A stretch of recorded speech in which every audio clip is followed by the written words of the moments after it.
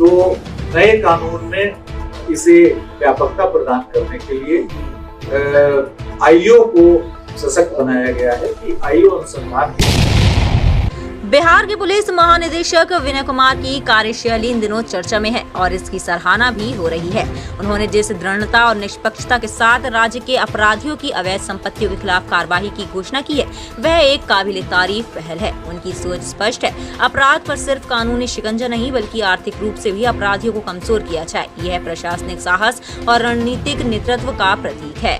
DGP Vinay Kumar ने भारतीय न्याय संहिता BNSS 2023 के तहत पुलिस को मिली नई शक्तियों का प्रभावी इस्तेमाल करने की बात कही है। उनकी यह पहल दर्शाती है कि वह न केवल कानून के जानकार है बल्कि उसके व्यवहारिक प्रयोग में भी निपुण है।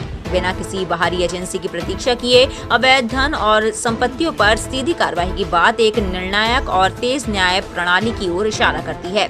उन्होंने जिस तरह से गंभीर अपराधों के लिए फास्ट ट्रैक कोर्ट की स्थापना का प्रस्ताव तैयार किया है, वह भी उनकी दूरदृष्टि को दर्शाता है। डीजीपी का यह प्रयास न केवल अपराधियों के खिलाफ त्वरित कार्रवाई सुनिश्चित करेगा बल्कि लंबित मामलों को भी तेजी से सुलझाने में सहायक होगा। यह एक ऐसा कदम है जो जनता के न्याय पर भरोसे को मजबूत करता है। विनय कुमार की कार्यशैली में पारदर्शिता, सख्ती और संवेदनशीलता का अद्भुत संतुलन दिखाई देता है। उन्होंने यह साबित किया है कि जब एक पुलिस प्रमुख संकल्प के साथ काम करता है तो वह न केवल कानून व्यवस्था को सुधार सकता है बल्कि समाज में सुरक्षा और न्याय का वातावरण भी स्थापित कर सकता है। उनकी कार्यशैली निश्चित रूप से एक प्रेरणा है, न केवल बिहार के लिए बल्कि पूरे देश के लिए। कोई विशेष प्रकार का यदि विषय है तो उस पर डीजीपी के स्तर से वार्ता की जाए।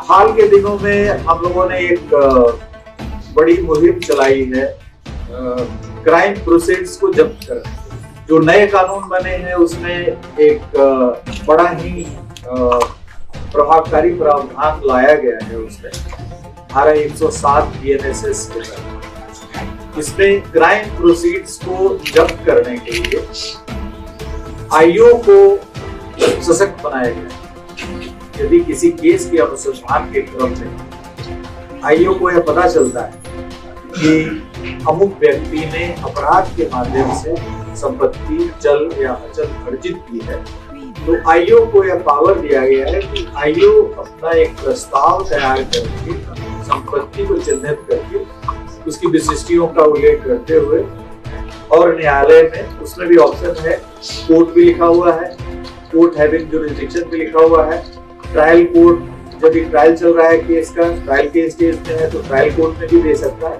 इसमें कई ऑप्शंस है depending on the stage of the case.